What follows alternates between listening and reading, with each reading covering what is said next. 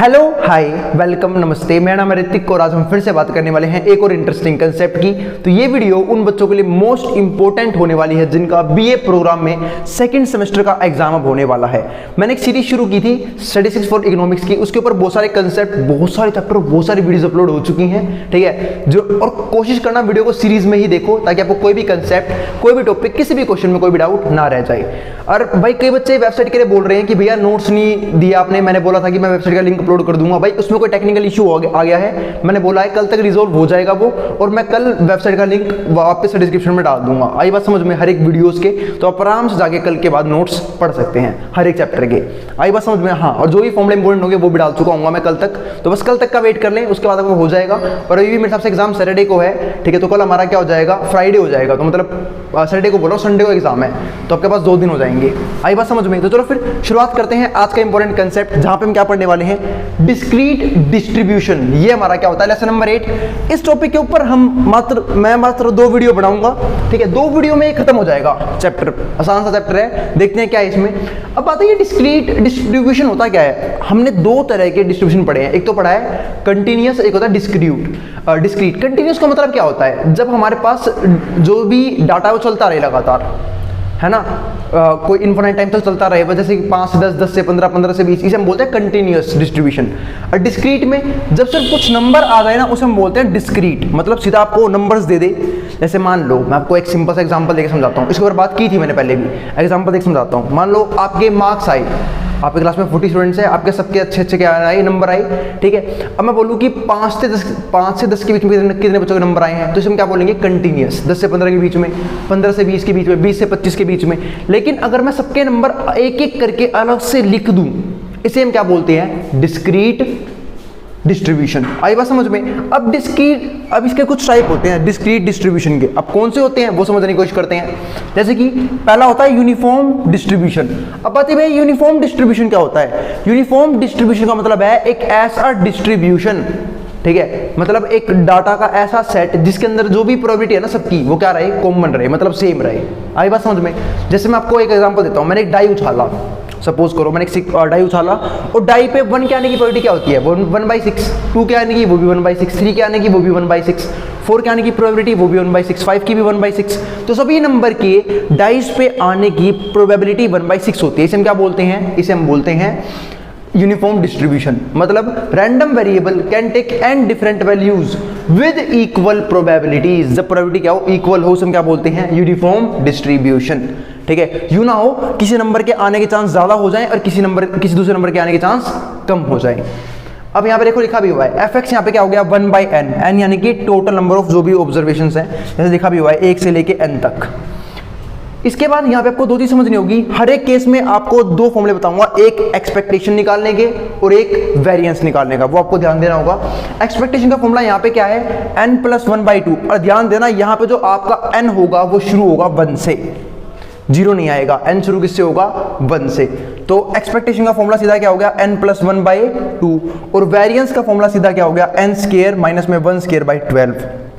अगर फिर भी स्टैंडर्ड डेविएशन आ गया तो आप आराम से निकाल दोगे। आप सबको पता है कि जैसे ही वेरिएंस के ऊपर हम रूट रखते हैं वो क्या बन जाता है, हमारा स्टैंडर्ड डेविएशन बन जाता है। आई बात समझ में? तो वेरिएंस का फॉर्मूला ये रहा, n² माइनस में 1²/12। अब आते हैं नेक्स्ट केस पे। अब इसमें क्या बोला है, अगर यहाँ पे तो x हमारा 1 से शुरू हुआ था, फिर जो n था वो हमारा 1 से शुरू हुआ था। अगर यहाँ पे हमारा x 0 शुरू होता है तो हमारा फॉर्मूला चेंज हो जाएगा। फॉर्मूला क्या हो जाएगा, fx 1/n+1। बताइए भैया n+1 क्यों आया, देखो यहाँ पे क्या था 1+n, क्योंकि यहाँ पे एक टर्म कम थी, यहाँ पे अब एक टर्म बढ़ चुकी है। एक टर्म अब 0 शुरू होगी तो एक टर्म बढ़ गई, यहाँ पे क्या आ जाएगा n+1 बस। और एक्सपेक्टेशन का फॉर्मूला इस केस में हो जाएगा, अगर 0 शुरू होता है तो n/2, और वेरिएंस का फॉर्मूला हो जाएगा n²/12। आई बात समझ में? ये था हमारे पास यूनिफॉर्म डिस्ट्रीब्यूशन, ठीक है। चलो फिर आगे चलते हैं। अब इसके बाद क्या है हमारे पास, बर्नौली डिस्ट्रीब्यूशन। अब बातें भी है बर्नौली डिस्ट्रीब्यूशन क्या होता है, चलो ये भी समझ लेते हैं। बर्नौली डिस्ट्रीब्यूशन किसे कहते हैं, एक एक्सपेरिमेंट, ठीक है, जिसमें सिर्फ मात्र 2 चीज आई कि बंदा पास कितने प्रोबेबिलिटी से और फेल कितने से, मतलब या तो पास है या फेल है। इसे हम क्या बोलते हैं, बर्नौली डिस्ट्रीब्यूशन, ठीक है। देखो यहाँ पे क्या लिखा हुआ है, एक ऐसा experiment which gives rise to only 2 outcome. जो सिर्फ 2 आउटकम देता हो, ये तो पास या फेल, बीचा कुछ नहीं, पास या फेल। इसे हम क्या बोलेंगे, बर्नौली डिस्ट्रीब्यूशन। आई बात समझ में? मतलब जहाँ पे दो ही चीज़ होती हो कि आपके पास होने की प्रोबेबिलिटी क्या है किसी भी केस में, और आपके फेल होने की प्रोबेबिलिटी क्या है। ठीक है, अब वैसे यहाँ पे देखो, अब ये फंक्शन है, x का मतलब भाई वहाँ पे क्या है फंक्शन से, p का मतलब क्या है आपका यहाँ पे पास। तो देखो अगर आप x टाइम्स पास हो गए तो p की पावर x हो जाएगा, और 1 माइनस पी का मतलब क्या है? देखो भाई जब अगर आपके पास होने की प्रोबेबिलिटी समझा रहा हूँ मैं यहाँ पे, अगर आपके पास होने की प्रोबेबिलिटी p है तो फेल होने की कितनी हो जाएगी? जैसे पास होने की कितनी है p है, तो फेल होने की हो जाएगी 1 माइनस पी। मैंने आपको प्रोबेबिलिटी के बेसिक कंसेप्ट में फॉर्मूला समझाया था, किसी इवेंट का होना और उसी इवेंट का ना होना दोनों का सम 1 होता है। इसका मतलब आप पास हो मतलब वो इवेंट हो गया, या फिर आप पास नहीं हुए, और पास नहीं इसका मतलब क्या है? फेल हो गए, तो दोनों की प्रोबेबिलिटी का सम कितना हो जाएगा? 1 के बराबर। तो अगर मुझे पास होने की फेल होने की प्रोबेबिलिटी निकालनी है तो मैं करूंगा पास होने की प्रोबेबिलिटी को 1 में से माइनस कर दूंगा। इस तरीके से आंसर आया था ये 1 माइनस में p। अब इसको समझते हैं, तो पास होने की प्रोबेबिलिटी मान लो x है, तो पी एक्स मल्टीप्लाई में 1 माइनस में x, अब 1 माइनस में p, ये इनके फेल होने की प्रोबेबिलिटी, और ऊपर क्या आ गया 1 माइनस में x, जहाँ पे हमारा x 0 से 0 और 1 हो सकता है। ठीक है, और जो प्रोबेबिलिटी है वो हमेशा 0 से लेके 1 के बीच में होगी, इस बात का ध्यान रखना। जो प्रोबेबिलिटी है वो 0 से लेके हमेशा क्या होगी? 1 के बीच में, वो तो 1 के बीच में रहती है, 0 से 1 के बीच में। जो इसका मीन है वो समझने वाली बात है, मीन यानी कि एक्सपेक्टेड वैल्यू, याद होगा आप लोगों को, इसके ऊपर सेपरेट वीडियो बनाई थी मैंने मीन और वेरिएंस निकालने के ऊपर, आई बात समझ में? तो मीन यानी कि EX बराबर किसके होता है? P के। और अगर नीचे वाली टर्म की बात करूं यानी कि वेरिएंस यानी कि VX, ये बराबर होता है P मल्टीप्लाई में 1 माइनस P के। ठीक है, P मल्टीप्लाई यानी कि पास होने की प्रोबेबिलिटी मल्टीप्लाई में फेल होने की प्रोबेबिलिटी, दोनों मल्टीप्लाई में क्या बनाते हैं? हमारा वेरिएंस बनाते हैं, तो ध्यान रखना इस बात का। अब चलते हैं नेक्स्ट कंसेप्ट पे। नेक्स्ट कंसेप्ट क्या है? Binomial distribution. अब बात है बाइनोमियल डिस्ट्रीब्यूशन क्या होता है, वो इसी का भाई है, बर्नौली ने खुद ही बनाया था बाइनोमियल डिस्ट्रीब्यूशन। अब इसमें क्या है उसको हम समझते हैं। ठीक है भाई, इसमें होता है क्या होता है, जैसे कि अब तक क्या था कि भाई एक डाई उछाला प्रोबेबिलिटी में, एक डाई को उछाला, 2 को उछाला, 3 को उछाला, यहाँ पे 20 उछाल देंगे, 25 उछाल देंगे, 100 उछाल देंगे, 100 बल्ब निकाल देंगे, आई बात समझ में? या फिर 100 बॉल निकाल देंगे। ऐसे क्वेश्चन आते हैं किसमें? बाइनोमियल डिस्ट्रीब्यूशन में। इसलिए इसका फॉर्मूला कैसे बनाया गया देखो यहाँ पे ध्यान से समझना। NCR यानी कि ये याद होगा, NCR जो है ना, ये दिल्ली NCR नहीं है, दिल्ली ये NCR का मतलब होता है N में से R निकालना है, और ये C किसका है? कॉम्बिनेशन का फॉर्मूला था 11th क्लास के अंदर, ध्यान रखना। NCR अभी समझाऊंगा, अभी कॉम्बिनेशन सोल्व कैसे करते हैं, चलो समझा ही देता हूँ। NCR का जो सोल्व करने का फॉर्मूला होता है, ठीक है, इसका मतलब ये होता है कि आपको N में से R चीज़ों को अरेंज करना है। ठीक है, वो भी कॉम्बिनेशन का यूज़ करके। तो जो फॉर्मूला होगा वो होगा n फैक्टोरियल अपॉन में n माइनस आर फैक्टोरियल और मल्टीप्लाई में r फैक्टोरियल, ये फॉर्मूला होगा। n factorial, n minus r और फिर r फैक्टोरियल। अब हम चलते हैं अगले इसी कंसेप्ट पे, बाइनोमियल डिस्ट्रीब्यूशन पे। तो ये क्या फॉर्मूला क्या बन गया? NCR p की पावर r और यहाँ पे q की पावर n माइनस आर, ये वो ये फेल होने वाली बात है, q की power n minus r, where r is 0 से लेके 3 तक, और जहाँ पे p और q दोनों की प्रोबेबिलिटी क्या होगी? 0 से लेके 1 के बीच में। इसी बात को हम एक क्वेश्चन से समझते हैं। अभी देखो क्वेश्चन क्या लिखा हुआ है क्वेश्चन में, the probability that a student, probability है कि that a student will pass an examination, examination में पास हो जाएगा, इस बात की प्रोबेबिलिटी कितनी है? 0.4। डिटरमाइन द प्रोबेबिलिटी, प्रोबेबिलिटी बतानी है दैट आउट ऑफ 5 स्टूडेंट्स की 5 स्टूडेंट में से एटलीस्ट 1 या फिर at least 2 will pass the examination. 2 part है, पहले पार्ट में सिर्फ एक बंदा पास, कम से कम एक बंदा पास होना चाहिए, एटलीस्ट 1।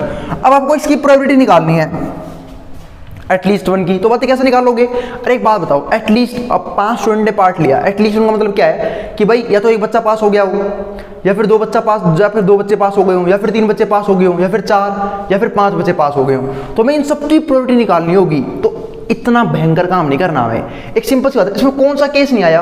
एटलीस्ट 1 का मतलब है कि कम से कम एक बच्चा पास होना बहुत जरूरी है। तो इसमें कौन सा केस नहीं आएगा जिसमें 500 के 500 बच्चे क्या हो गए होंगे? फेल हो गए होंगे, क्योंकि वो केस तो आएगा ही इसके अंदर बाकी सारे केस हो जाएंगे। एटलीस्ट 1 वाला भी, 2 वाला भी, 3 वाला भी, 4 वाला भी, 5 वाला भी। याद होगा हमने हेड और टेल में कंसेप्ट की बात की थी कि जैसे कि हम बोलते हैं ना एटलीस्ट वन हेड की कम से कम एक हेड तो आना चाहिए। मान लो सिक्का 3 बार उछला है तो कम से कम एक बार तो हेड आना चाहिए। तो उसमें कौन कौन से केस आते थे? एक बार हेड आ गया वो वाला केस भी आ गया, 2 बार हेड आया वो वाला केस भी आ गया, 3 बार हेड आया वो वाला केस भी आ जाएगा। कौन सा केस नहीं आएगा जिसमें एक बार भी हेड नहीं आया, यानी कि ट्रिपल टेल। सीधा वो ना निकाल लो, वो निकाल के 1 में से माइनस कर दो, बाकी सारे किसी का पता लग जाएगा। जैसे कि मैंने बोला एटलीस्ट 1 हेड, अब सब जानते हैं एटलीस्ट 1 हेड में 7 केस आते हैं 8 में से। मैंने इसके ऊपर पहले भी काफी बार बात की हुई है, जब 3 बार सिक्के उछलते हैं तो 8 सैंपल स्पेस बनते हैं, ठीक है, जिसमें से 7 सपोर्ट करते हैं एटलीस्ट 1 हेड को। तो 7/8 होगी इसकी प्रोबेबिलिटी। या फिर काम कर लो, वो प्रोबेबिलिटी निकालो कि एक बार भी हेड आया ही नहीं। और एक बार भी हेड ना आने का मतलब क्या है कि तीनों बार टेल आया होगा, और तीनों बार टेल आने की प्रोबेबिलिटी सिर्फ एक होती है 1/8। अभी 7 में से माइनस कर दो तब भी तो 7/8 ही आएगा। 1 माइनस में 1/8, 7/8 ही होता है। तो यही काम मैं यहाँ पे करूंगा, मैं नहीं निकालूंगा एटलीस्ट 1 का केस, मैं निकालूंगा एक ही बच्चा पास ही नहीं हुआ, सारे निकम्मे। देखो फर्स्ट वर्ड में क्या किया मैंने, एटलीस्ट नन विल पास। अब देखो पास होने की प्रोबेबिलिटी क्या थी 0.4, तो यहाँ पे निकाल लो पहले। तो भाई देखो पास होने की प्रोबेबिलिटी जो है वो कितनी है 0.4, तो फेल होने की कितनी हो जाएगी इसी से निकाल लो। मैंने भी समझाया पास होने की प्रोबेबिलिटी और फेल होने की प्रोबेबिलिटी दोनों का सम कितना होगा 1, तो इसका कितना हो जाएगा फेल होने की प्रोबेबिलिटी 0.6। जब पास होगा 0.4 की प्रोबेबिलिटी से तो 7 में से माइनस कर दिया, 1 माइनस में 0.4, आंसर आ गया है 0.6। ये हो गई फेल होने की प्रोबेबिलिटी। तो बस अब मैं क्या निकाल दूंगा पहले केस में कि कोई बच्चा पास ही नहीं हुआ, सब निकम्मे हैं, सारे फेल हो गए। तो मैंने क्या निकाला x बराबर 0 के, x बराबर 0 कि कोई भी पास नहीं हुआ, सब फेल हो गए सारे के सारे। 0.6 की पावर 5 यही आ गया, 0.6 की पावर 5, ठीक है। तो यहाँ पे क्या हो जाएगा 0. ये आंसर आ गया। अब क्या करूंगा मैं इसको 1 में से माइनस कर दूंगा, सारे केस आ जाएंगे। तो देखो एटलीस्ट 1 विल पास, इसको 1 में से माइनस कर दिया, वही वाली बात है कि आपने उसका उल्टा निकाला, उसे 1 में से माइनस कर दिया, 1 में से माइनस किया तो ये आंसर आ गया। आई बात समझ में? एक बार आप पहले वाला क्वेश्चन समझ लो, एक क्वेश्चन एग्जांपल देके और समझाऊंगा इसी में, ठीक है। अब आगे देखते हैं। और देखो ये पूरा सोल्व इस तरीके से नहीं हुआ था, ये 0.6 की पावर 5 ये सोल्व हुआ था बाइनोमियल डिस्ट्रीब्यूशन से। इसका मतलब ये है कि NCR यानी कि 5 में से 5 बच्चे फेल हो गए, ठीक है। अब P की पावर R, P कौन था हमारा पास होने की प्रोबेबिलिटी, पास किया 0.4, तो 0.4 की पावर में क्या आएगा देखो ध्यान से, P की पावर P की क्या नाम है NCR, तो 1 मिनट सॉरी 5C 0 आएगा यहाँ पे। 0 क्यों आएगा? क्योंकि 5 में से एक ही बच्चा पास नहीं हुआ, सब बच्चे फेल कर दिए मैंने। तो 0.4 की पावर क्या हो जाएगा R यानी कि 0, और 0.6 की पावर क्या आ जाएगा n माइनस R, तो n माइनस यानी कि 5 माइनस 0 कितना हो गया हमारे पास 5, तो इसकी पावर 0 कितना हो गया 1, किसी की पावर 0 1 के बराबर ही होता है। और इसका आंसर आया था 5C 0 का आंसर हमारे पास आ गया था 1, तो 1 इंटू में 1 1, और यही हमारा क्या बन गया आंसर 0.6 की पावर 5। ये रहा आंसर 0.6 की पावर 5, सोल्व कर दिया, 1 में से माइनस किया, आंसर आ गया। अब देखते हैं एटलीस्ट 2 विल पास, कि कम से कम 2 पास होने चाहिए। तो कम से कम 2 पास होने का मतलब क्या है? कम से कम 2 पास होने चाहिए, या फिर 3 या फिर 4 या फिर 5। लेकिन कौन सा केस आएगा जिसमें कौन सा केस नहीं आएगा जिसमें या तो कोई भी पास नहीं हुआ, यानी कि एक ही बच्चा पास नहीं हुआ जो हमने ऊपर निकाला था, ये रहा, जिसमें कोई बच्चा क्या हुआ था पास नहीं हुआ। और कौन सा केस नहीं आएगा इसके अंदर जिसमें एक बच्चा पास हुआ हो। केस शुरू कहां से होंगे? जहां से 2 बच्चे पास होने शुरू हुए हैं, 2 से फालतू 3, 3 से फालतू 4, 4 से फालतू 5। तो देखो यहाँ पे अगर मुझे ये निकालना है x, कम से कम 2 चाहिए थे ना, 2 से फालतू भी चलेंगे, एटलीस्ट का मतलब यही होता है कि 2 बच्चे कम से कम पास होने चाहिए, और 2 से फालतू होंगे वो भी चलेगा। तो इसमें से इसे 1 में से माइनस कर दूंगा कि भाई 2 से कम जिन जिन केस में फेल हुए हैं, जब x लेस देन 2 था। तो इसके लिए कौन सा केस बनेगा? एक तो x बराबर 0 के, जहां पे एक ही बच्चा पास हुआ ही नहीं, या फिर और प्लस में क्या करूंगा वो वाला केस जहां पे एक ही बच्चा पास हुआ था। तो देखो यहाँ पे एक बच्चा पास हुआ है, यहाँ पे कोई बच्चा पास नहीं हुआ, दोनों को जोड़ दूंगा, ठीक है, और 1 में से माइनस कर दूंगा। अब एक ही बच्चा पास नहीं हुआ, इसकी वैल्यू हमने ऊपर ही निकाल ली थी, देखो ये निकाल रखी 0.7776 ये निकाल रखी है। और एक बच्चा पास हुआ है, अब एक बच्चा पास हुआ है तो फॉर्मूला कैसे बनाओगे दोबारा समझा देता हूँ। अब एक बच्चा पास हुआ है तो NCR, तो 5 में से एक बच्चा पास हो गया 5C1, देखो ये लिखा है 5C1, 1 बच्चा पास 0.4 की पावर 1, जितने पास हुए हैं उसकी पावर में 1 डाल दिया, और फेल कितने हुए हैं 4, तो 0.6 की पावर में 4 जो फेल हुए हैं यहाँ पे आ गए, देखो ये लिख दिया फॉर्मूला, ठीक है। ये हमारा क्या था बाइनोमियल डिस्ट्रीब्यूशन, वैसे दोनों एक ही बात है ये, ठीक है। यहाँ पे पास फेल के बारे में बताया गया और ये डिस्ट्रीब्यूशन बना दिया हमने उसकी हेल्प से, आई बात समझ गए, फॉर्मूला बना दिया, क्योंकि दोनों ही किसने दी थी, बर्नौलियन, बाइनोमियल भी। और बस दिक्कत इसमें इसने बाइनोमियल थ्योरम यूज़ कर दी, जिन्होंने 11वीं पढ़ी होगी उन्हें पता होगा ये बाइनोमियल थ्योरम का पार्ट था। आई बात समझ में? तो ये आ गया हमारे पास। अब जब सोल्व किया तो सोल्व करने के बाद आप सोल्व कर लेना भाई 0.4 की पावर 1 और 0.6 की पावर 4, पावर सोल्व करना आता ही होगा। 0.6 की पावर 4 का मतलब क्या होता है, 0.6 इंटू 0.6 इंटू 0.6 इंटू 0.6, यानी कि 0.6 को 4 बार मल्टीप्लाई कर दो, आपस में मल्टीप्लाई कर लोगे। 5c1 मैंने सोल्व करना बता ही रखा है। 5c1 सोल्व कैसे करोगे, इस वाले फॉर्मूले से। कहाँ गया वो फॉर्मूला, ये रहा, ऊपर 5 फैक्टोरियल, फिर 5 में से 1 गया 4 फैक्टोरियल और फिर 1 फैक्टोरियल। अब फैक्टोरियल को सोल्व करना भी सिखा ही रखा है मैंने। ये इसका मतलब होता है इसे n टाइम्स तक खोल लो। 5 फैक्टोरियल का मतलब होता है 5 गुना में 4 गुना में 3 गुना में 2 गुना में 1 तक मल्टीप्लाई, ठीक है। तो पर सिर्फ 4 तक खोलना, बाद में 4 तक क्यों खोलना, क्योंकि नीचे 4 बैठा है कटने के लिए, कट गया 5 हमारा आंसर आ गया। तो यहाँ से 5 आ जाएगा, फिर आपस में मल्टीप्लाई कर लोगे, आपका ये आंसर बन जाएगा। दोनों को जोड़ लेना, फिर जोड़ के 1 में से माइनस कर देना, आपका ये आंसर आ जाएगा। आई बात समझ में?